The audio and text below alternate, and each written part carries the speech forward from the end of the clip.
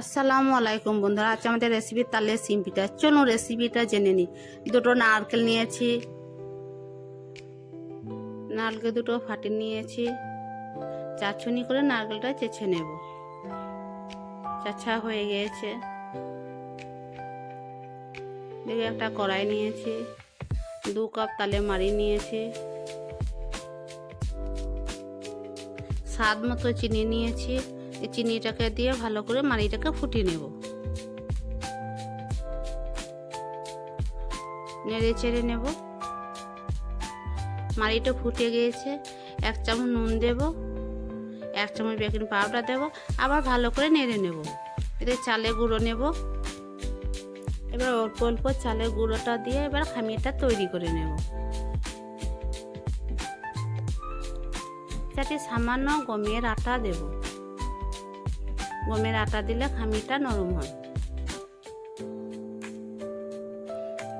খামিরটা তৈরি হয়ে গেছে, একটা খাঁচায় ঢেলে নেব। খানি ঠান্ডা হতে দেবো। এবার মালিশ দিয়ে দেব।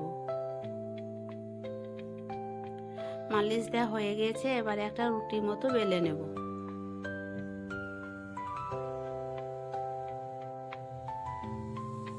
আবার চারটি সামান্য ময়দা ছড়িয়ে দেব। বেলা হয়ে গেছে। একটা বাটি নিয়েছি, বাটির সাহায্যে গোল গোল করে কেটে নেব।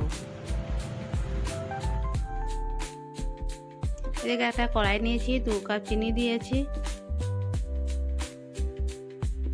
চিনিটা ফুটে গেছে, নারকেলটা দিয়ে দেবো। নারকেলের পুরটা তৈরি করে নেব। ভালো করে নেড়ে চেড়ে নেব।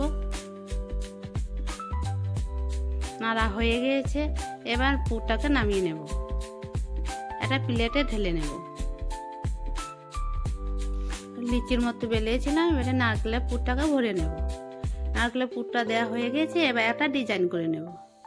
দেখুন কত সুন্দর ডিজাইনটা হয়েছে। এদিকে একটা কড়াই নিয়েছি, তেল গরম করতে দিয়েছি। এটি পিঠাগুলো এক এক করে দিয়ে দেব। পিঠাগুলো সব দেওয়া হয়ে গিয়েছে। এবার একবার উল্টো পাল্টা করে নেব।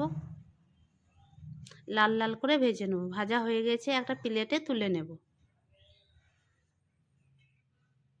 দেখুন কত সুন্দর পিঠেগুলো হয়েছে। বাড়িতে বানিয়ে দেখবেন। আল্লাহ হাফেজ।